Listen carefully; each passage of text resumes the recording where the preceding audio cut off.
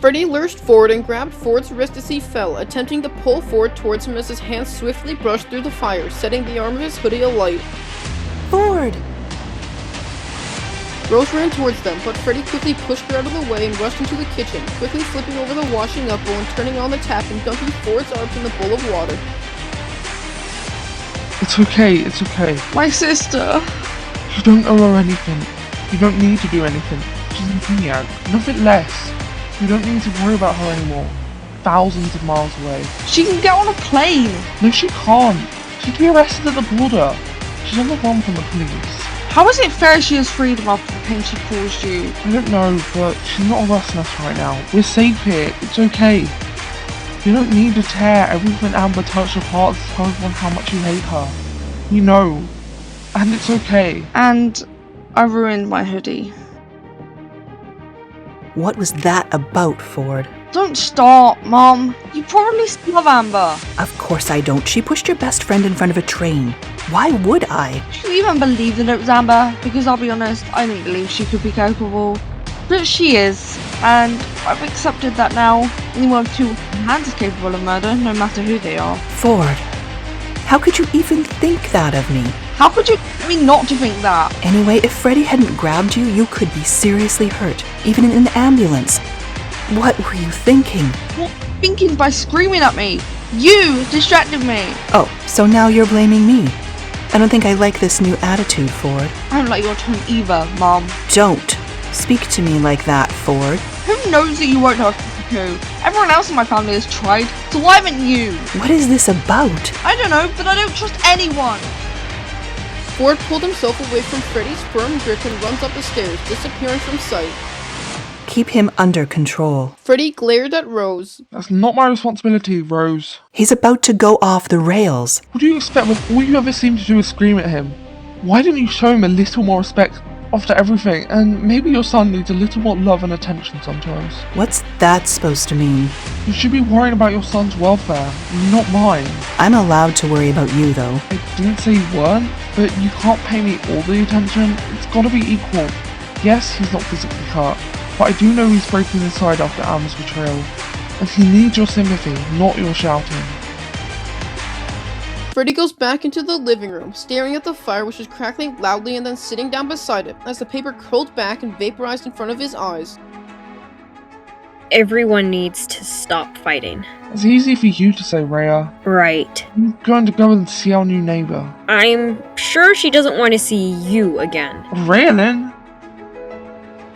Freddie left the house and walked over to Yara's house, leaning over the fence, wondering if he should actually ring the doorbell or just go back into his house.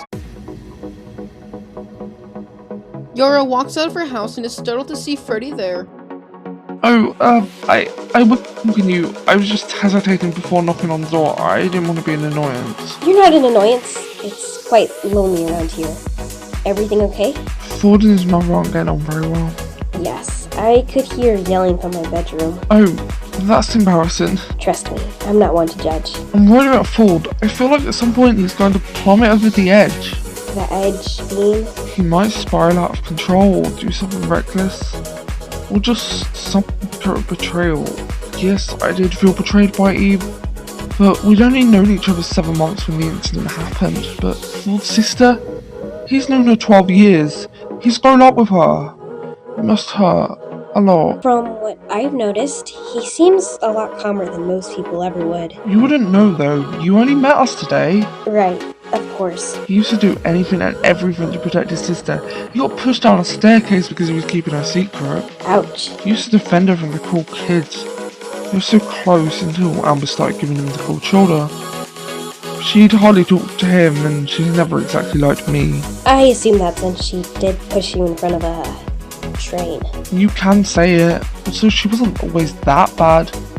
She didn't want to hurt me initially, but that was a pretty recent advancement. I'm not sure what possessed her to do what she did, but she's thousands of miles away. She can't hurt us, like I told Ford. Aren't you returning at some point? Yeah. Are you scared? Yeah. Right. Oh, sorry. Really bad at keeping up conversations. Never know what to say. At least I get nervous around people who I don't know well anyway. Just to clarify, since you may have noticed, I seem to talk a lot around Ford. Hi. I think you just summoned Ford. What are we talking about? Oh, nothing. I'll go back inside. Freddie says he only talks a lot around you, and I guess he did around Eve, until... That's true. He's generally not very talkative until he gets to know people. When I first met him, everything consisted of singular one-word answers. He was quiet and never liked to talk over people. Never knew what to say. I think a lot of that comes from firstly his trust issues, and secondly the fact he has no company except his sister for 8 years. He would go to school and come home instantly and never step foot outside the house except to nip down to the corner store for groceries. Sounds awful. His mom was drunk every day after his dad died. Liliana was his priority and he didn't focus on making friends or getting on with people or hobbies. It was always his younger sister, who eventually started rebelling and getting angry at him for being too overprotective, but no one, absolutely no one, knew the hell he was going through. And that's what happened? Liliana was in an accident and I showed up with my other best friend's help. Yeah, at first he was so quiet around me, a little sulky, and then he got to know me more. I couldn't wish for anything more than what he and I have right now, and I don't think he could either. The amount of times he saved my life, and others. The only people he's comfortable around at the moment are me and Eve's cousin Delaney. He struggles to trust and to let people in. That's understandable, of course. He just stopped me falling into the fireplace too. What on earth happened? I was being a bit stupid, or whatever you can call it stupid, I don't know, but I noticed some photo albums, and I started ripping up any photographs of Amber in them and throwing them into the fire. And I fell. No one can blame you for wanting to burn any evidence that she was ever born. My mom does. Your mom probably still loves her, and that's not your fault. Mothers usually by default love their children unconditionally. I wish that wasn't the case. Sometimes it feels as if she cares about her daughter currently on the police's most wanted list more than the son at home with her. Unfortunately, I can't comment on that. I know. I just wish I could change things. She obviously cares enough to move you to another whole entire country, though. True. I never thought of it like that. Ford, dinner. Wish me luck, Yara.